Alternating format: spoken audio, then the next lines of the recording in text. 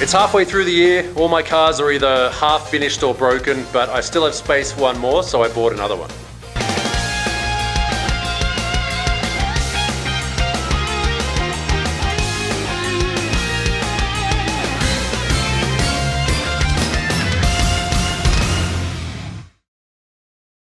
I'm out here at the shed today because I thought it's about halfway through the year, so I should give a bit of an update on the status of all the cars and what's going on with them, because I do get comments on Instagram and YouTube saying, oh, why aren't you driving the S15 yet? How's the beer can? Where's the beans? And that sort of thing.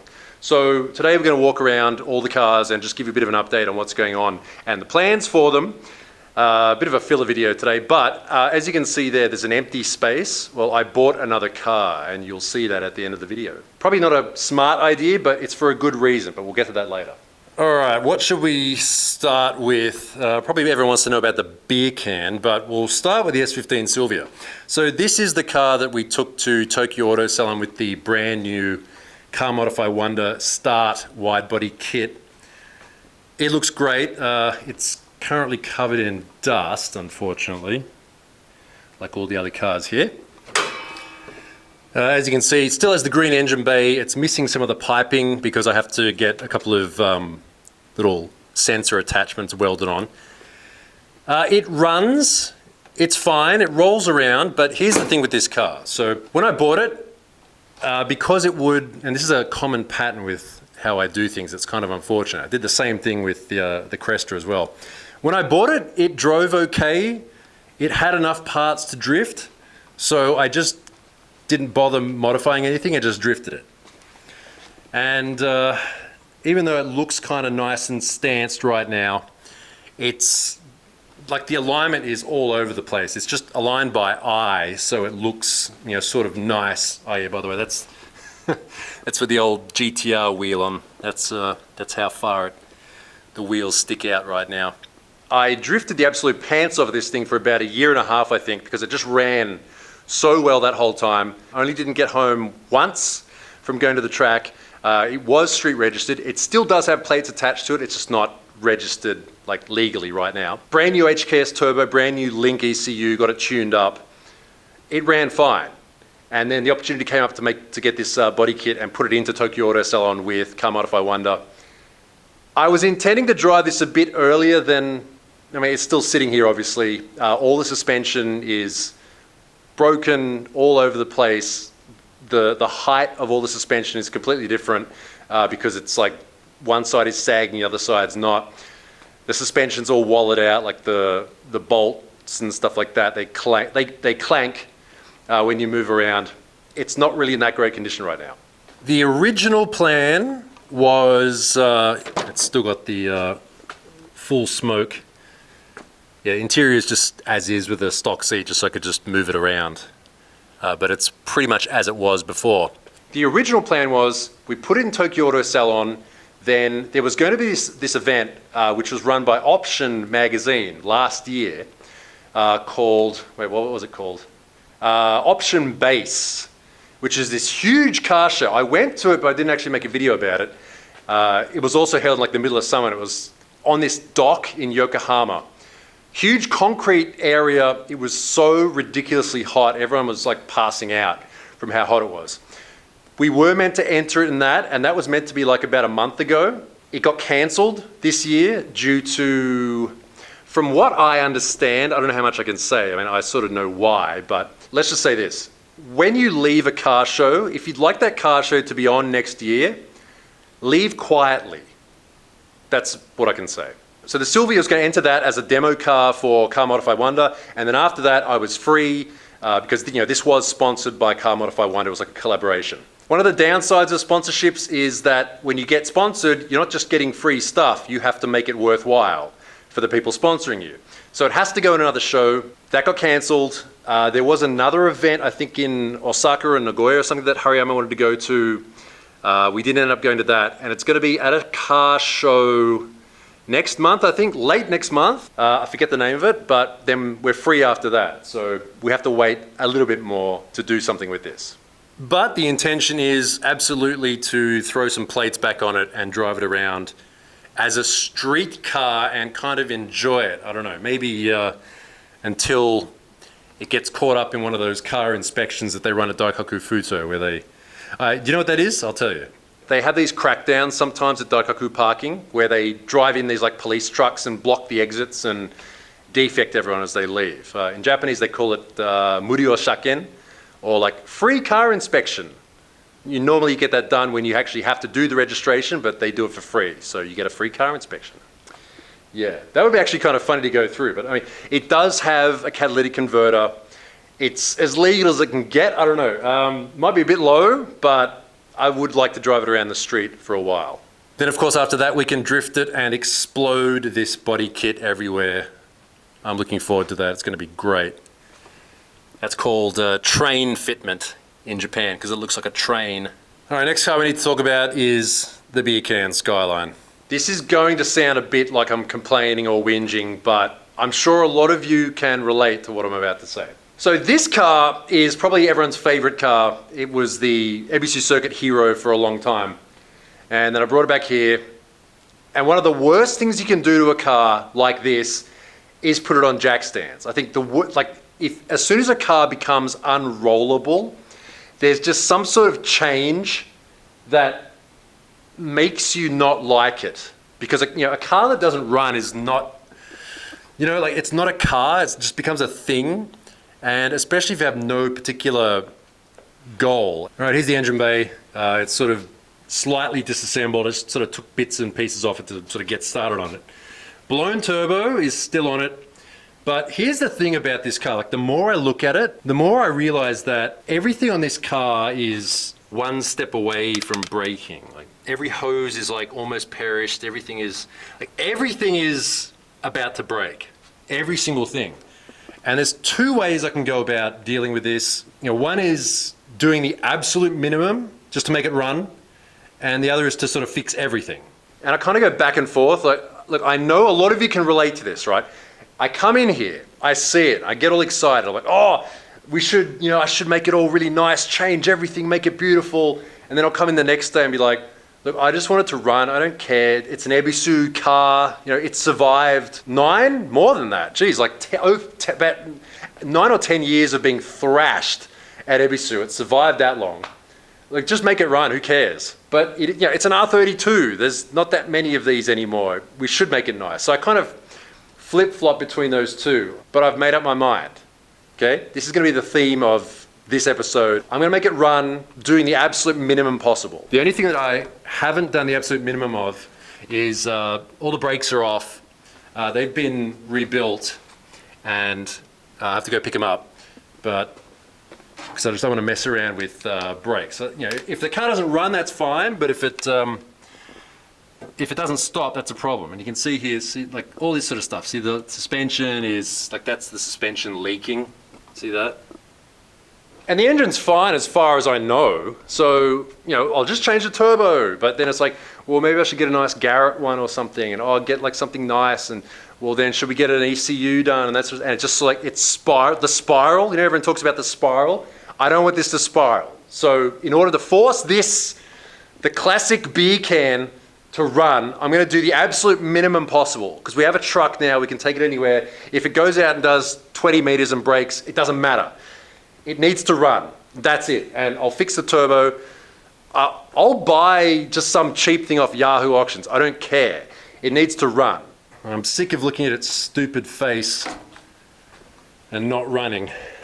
So it needs to run as quickly and cheaply as possible. Jeez. All right, here's the to-do list. I don't care. Make it run.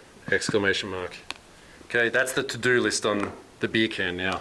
By the way, if for some reason YouTube has recommended you this video and you've never seen a Noriyaro video before, there's probably a whole lot of lore with these cars that you don't know about. So if you look like up there, there'll be little videos that pop out that explain what's going on. Like for example, with this car, the Beans 86, because it has a Beams engine. It's called Beans because when you type it in, it autocorrects to Beans.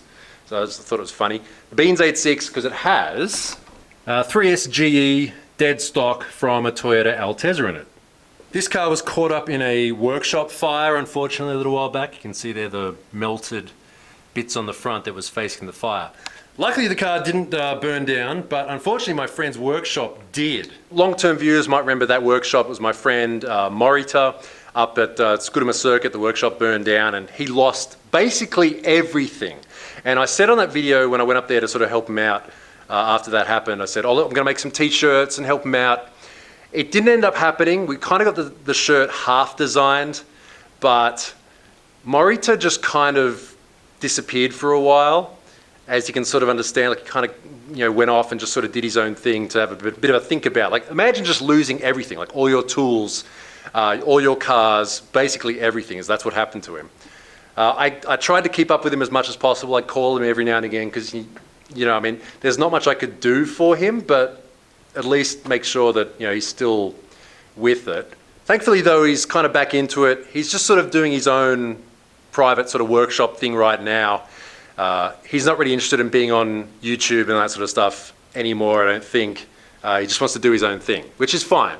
But I do want to get him to help me out with the 8.6 again, because he knows like everything about 8.6s.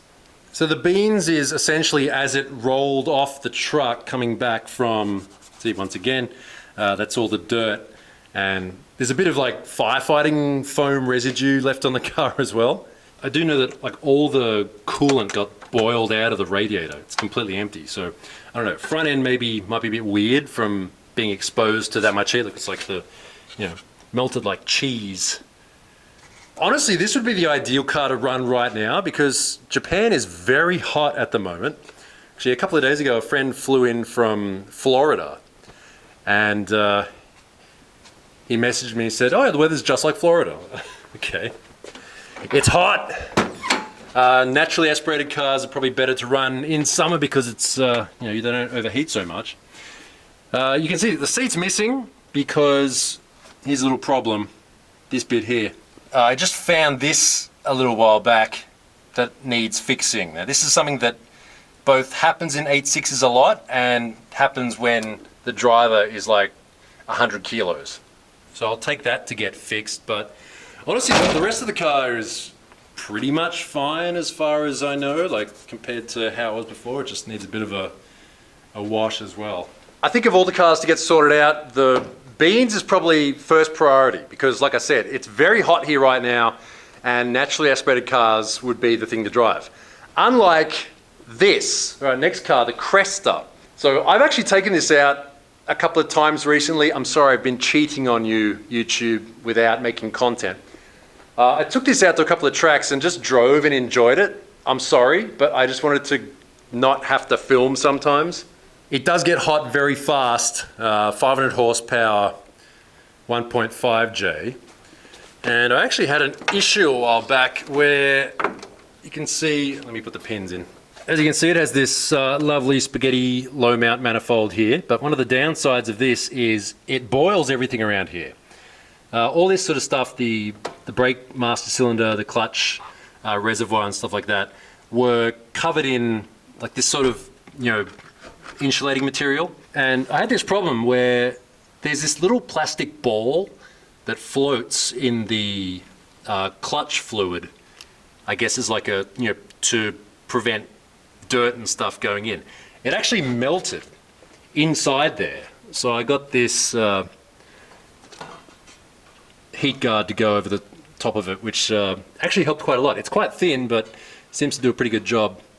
I do want to sort that out a bit more. Also, like there was stuff down here melting, wiring. It's all kind of, you can see there, kind of temporarily made it all nice, but I do want to do a bit more heat management in this thing because it gets really hot. But it's been running great. After the crank pulley incident a while back, I had the whole front end of the car changed. The whole front end, I mean, everything on the front of the engine, like new water pump, new crank pulley, new tensioner, seals and stuff like that. So it runs beautifully all day, like completely perfectly all day. The only problem I think with it right now is the looks. I don't know, I mean, the two-tone is kind of cool. I don't think it's quite flashy enough. I would either like to make it really like black grey, dark, intimidating looking, or just completely opposite, super bright, loud, flashy. I don't know. One of those, I just, once again, it's like one of these things where I'll come in one day, oh, I want to do this, and I'll come in the next day, oh, I want to do that. I can't make up my mind. It doesn't look cool enough at the moment. The wheels on it are just like, these are the wheels that came on the car, but luckily they fit, like I can make them fit nicely. Once again, over these huge brakes, the Brembo F50 brakes, but it makes wheel choice a little bit difficult. So these are just on there, the NKs are just on there just for now. And these are just like leftover wheels from my Mark II, which, they're 10.5s, they fit. I do have a full wide body over fender kit from Ito Auto to go on there as well. And I'll probably get that painted at the same time. One of the other things too that's annoying is this is a carbon bonnet for Cresta, but nobody makes these anymore. And like it's kind of broken. And I don't want to, it's too cool. I don't want to change to a fiberglass one. I want to keep this, but I've got to find someone to get this, like this stick has been baked on. I need to find someone to make it nice and glossy. Like I'll wash the car and there'll be water on it and it goes glossy and it's like, oh, that immediately looks 100% better. So Cresta is, it's just good for now. I've been enjoying it without you. So that's the story with the Cresta right now. Runs good, it's a lot of fun. Put some high grip tires on the back, it goes really well. Don't tell me what you think about black wheels. I already know what the internet thinks about black wheels. So the next one, but not the last one, is the Pro Box. So I bought this, as long-term viewers will know, as kind of a joke, but it is actually very useful as a shop car. Dude, these are so cheap to run. I've owned this for a few years now, and it's like oil changes, a couple of belts, and that's it. It doesn't break, it runs all the time, it's great. As you can see in the back right now, it is performing its duty, carrying stuff. This is fan mail. Now, why isn't the back of the car? Well, we'll talk about that later, but I have all this fan mail. It still looks exactly how it normally does. Now, the thing about these cars is because it's a commercial vehicle, it has yearly inspections, which is kind of a pain in the ass. The yearly tax on this is about $100, whereas like the yearly tax on this is about $400. So it's a bit of a save in money. And the downside is though, if I do any modifications, I have to sort of undo them before the next cycle. But I do have wheels, actually they're over here. Got some Work RS wheels to go on there. And Blitz suspension, which I have talked about before, but I never really got around to it. And then the inspection ran out. I thought, well, I won't do it now. I'll wait till it gets done. This is also going to be next. Cheap. We want to talk cheap stuff. The subject of the next month is we're doing everything cheap. Nothing really changed in here. It's still the 1.5 litre. I will say this though. It weighs less than a ton, 1.5 litre. Even on these economy tyres, it goes pretty quick, and because it looks like this, nobody pays any attention to you whatsoever. Actually, here we go, look at this. Someone hit this. I was in traffic and someone smashed it. That's how little people pay attention to you. But Pro Box will be slammed on wheels, and that's about it. But there is an event coming up where there's this other guy, he's another content creator from Japan who drives a Pro Box as well. I need to drive with other Pro Boxes because this is not fast enough to keep up with Civics. But I have been doing a lot of research for these, and there's a lot of options to make these really fast for not a whole lot of money, because a lot of the parts that go on these cars are performance parts from like race cars from like 10 years ago. So they're not being raced anymore. So there's a lot of like, LSDs, gear sets, just stuff like that kind of floating around that I've found. And people who like these really like them, and they know all the stuff that goes on them. There's all sorts of weird engine options as well. I don't know if we'll get that far, but I know there's some of you who like grip. There is also a chance. Remember we drove Fuji Speedway? Yes, we drove, if you don't know, we drove Fuji Speedway main course with this. 170, what was it, 6 kilometers an hour down the front straight. It wasn't that fast. But there are opportunities, rarely, Suzuka and Motegi. It is possible to drive there in something like this. All right, is it time? I think it's time to fill that space.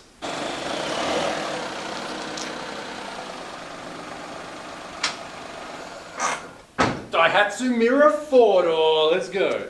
That's right, despite the fact that all my other cars either don't run properly or at all, or they look good but aren't modified right, or they run well but don't look nice, I went out and bought yet another car, but there's a good reason for it. So Daihatsu Mira 4-door, not the 2-door, it had to be the 4-door with the 660cc engine. Right, nothing special there. But if you've been watching Noriyaro for a long time, you know exactly why I bought this. Can you guess why?